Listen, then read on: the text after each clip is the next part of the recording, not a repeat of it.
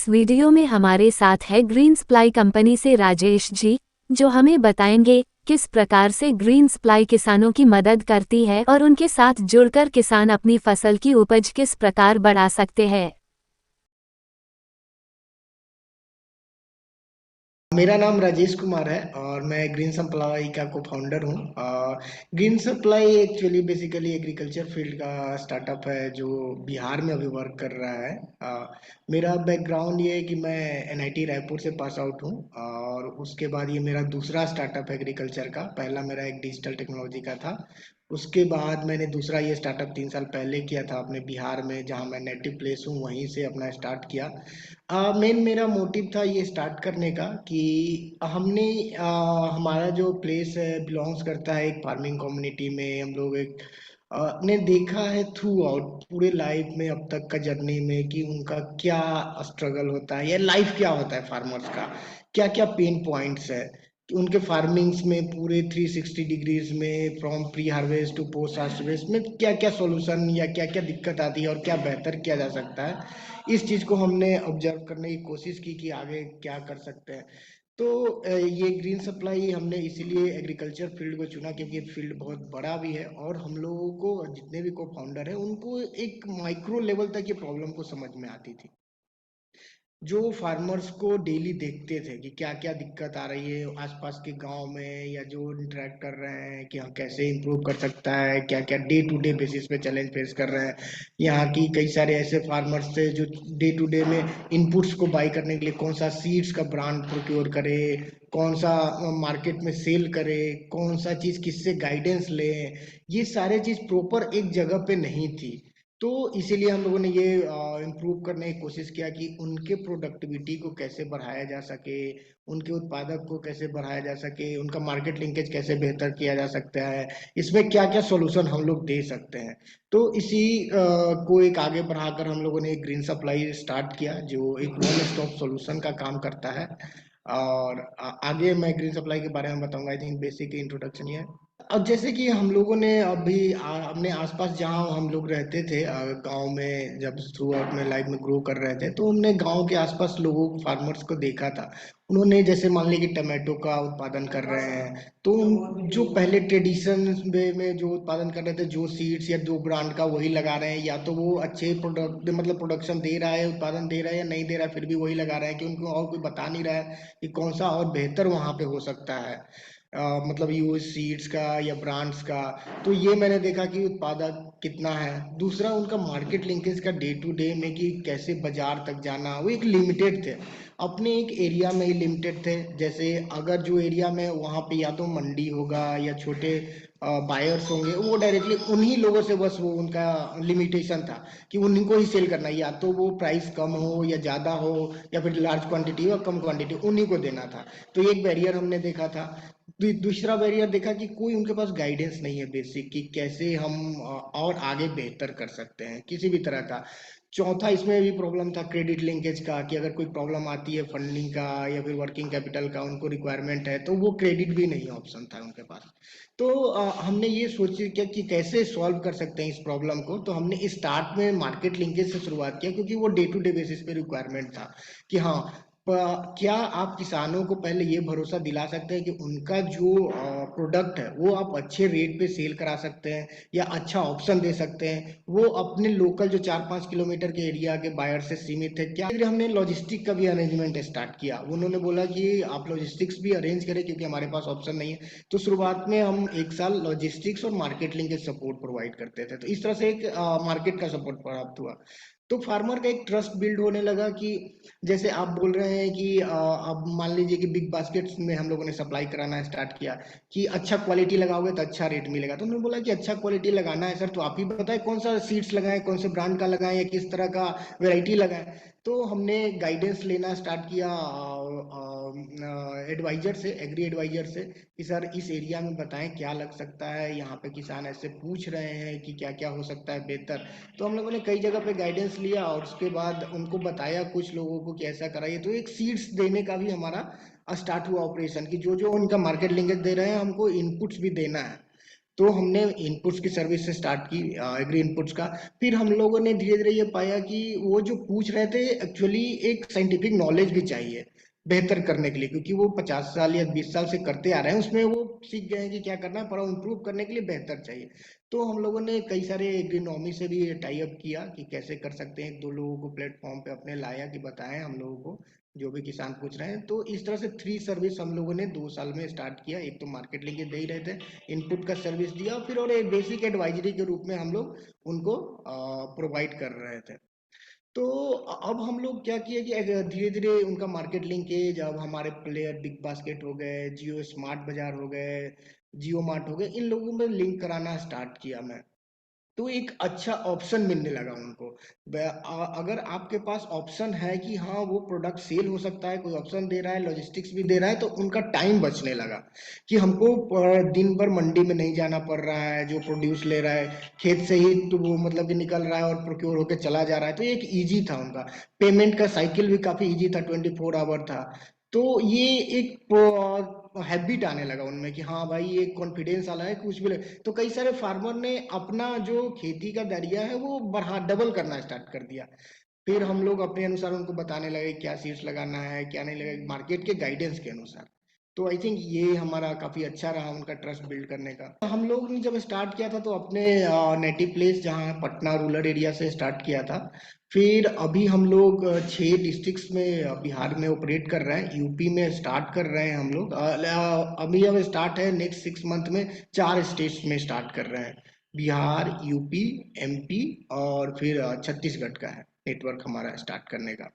तो 10,000 plus farmer अभी register है प्लेटफॉर्म पे, जो डे टू डे बेसिस पे एक्टिविटीज सर्विस यूज करते हैं हमारा, मार्केट लिंकेज के रूप में या फिर गाइडेंस के रूप में या फिर इनपुट्स के रूप में।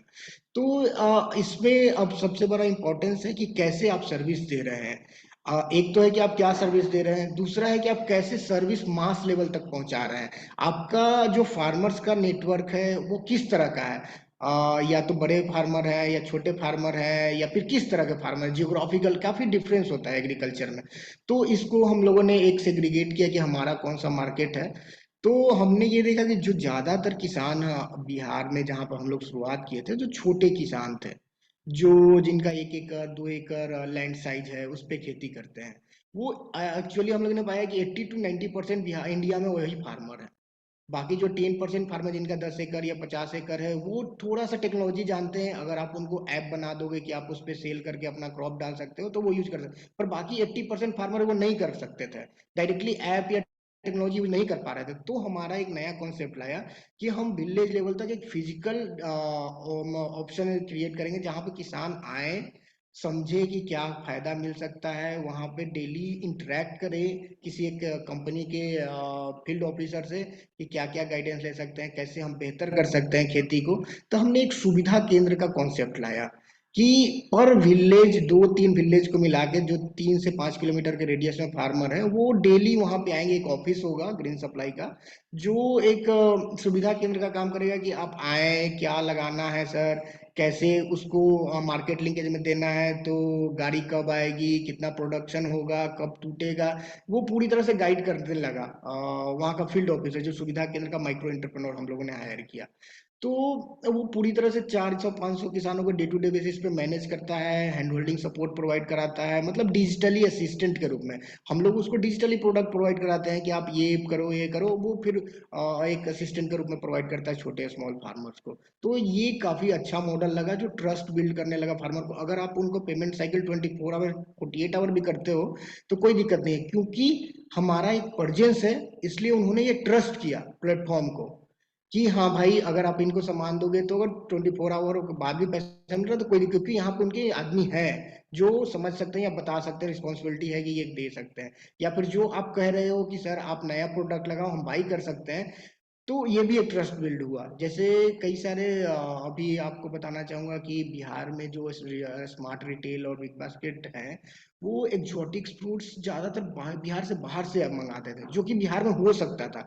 तो हम लोगों ने फिर वो मार्केट के डिमांड के अनुसार फार्मर को गाइड किया कि आप ये लगाए वो लगाए, हम मार्केट में उनको लोगो कराएंगे, लिंक कराएंगे।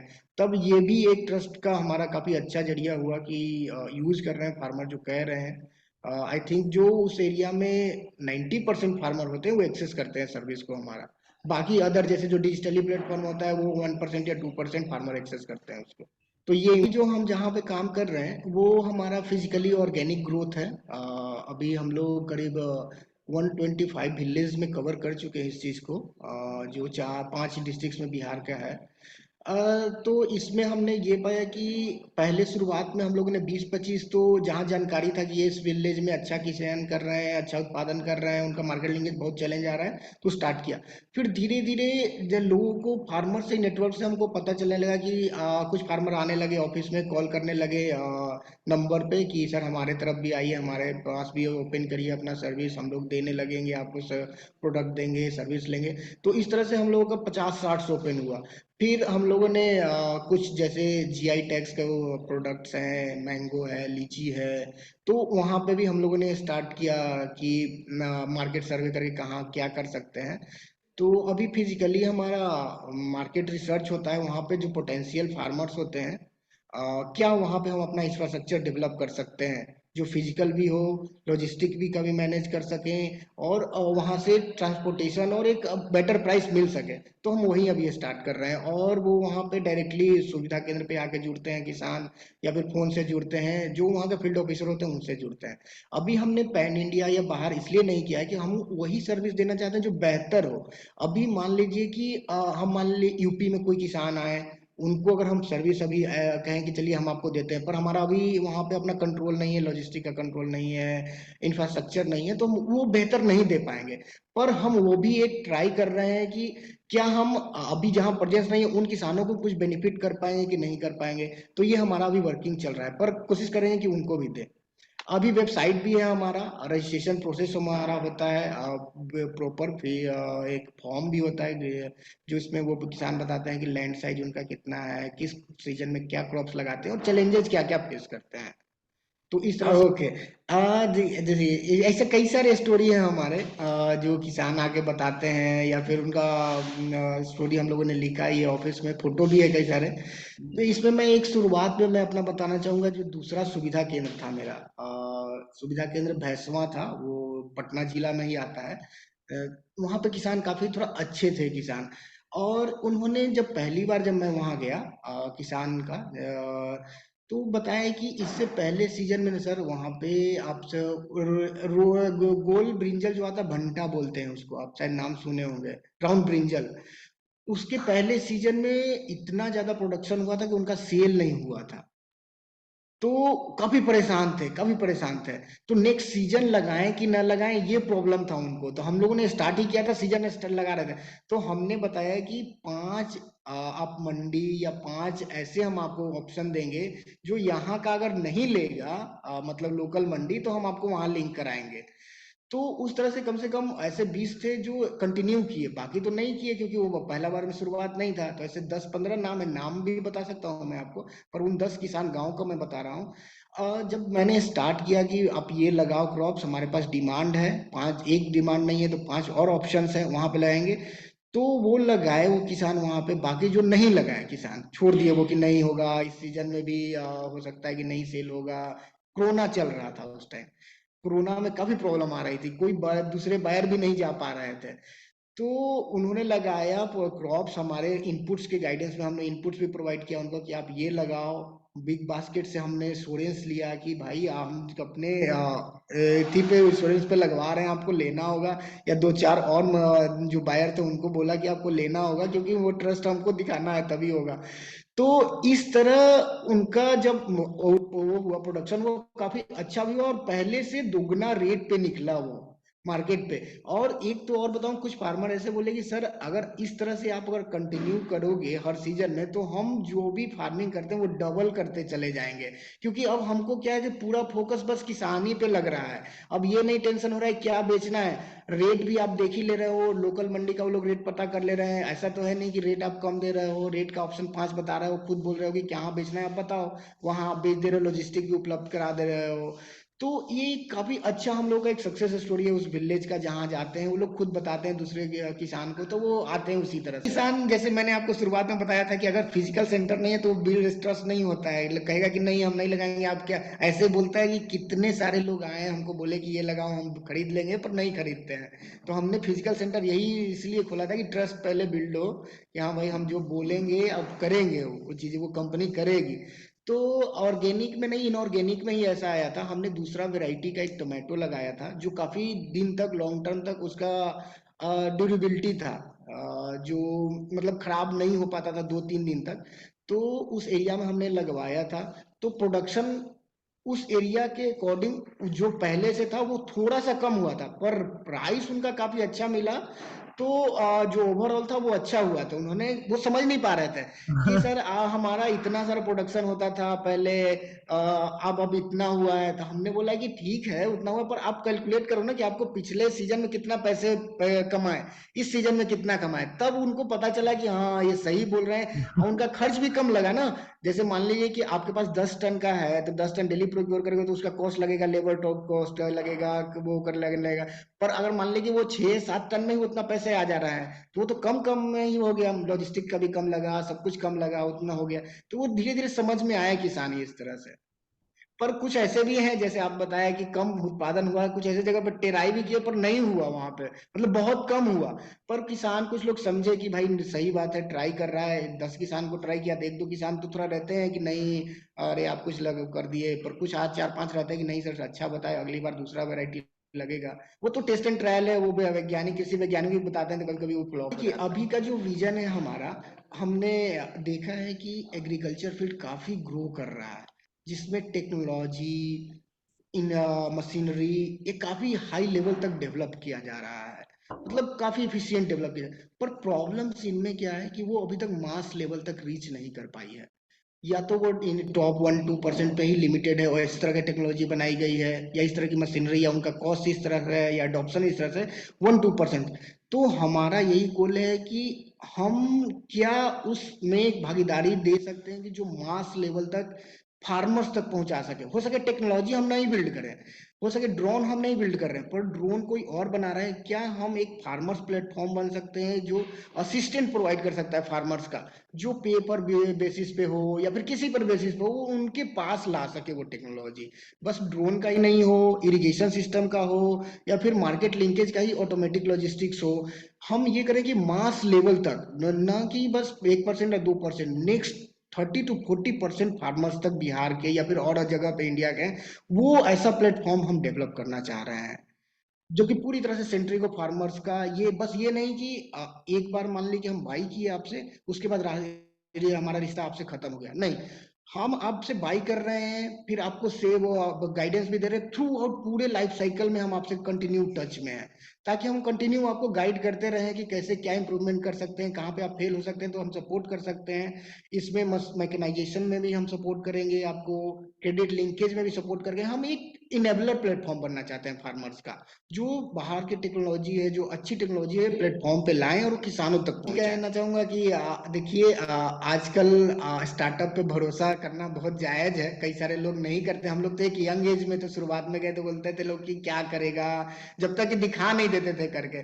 तो अब ऐसा नहीं है, नए नए यंग लड़के या जो भी स्टार्टअप जा रहे हैं आपके लिए ही जा रहे हैं, उन पे विश्वास करें कि वो कुछ करना चाहते हैं आपके लिए, उनसे जुड़े, कोई भी प्लेटफॉर्म हो उनसे जुड़े, उनका लाभ उठाएं। सबसे ज्यादा जरूरी है कि उनको आपको फायदा ही होगा, उसमें आपका नुकसान नहीं होने वाला है कुछ।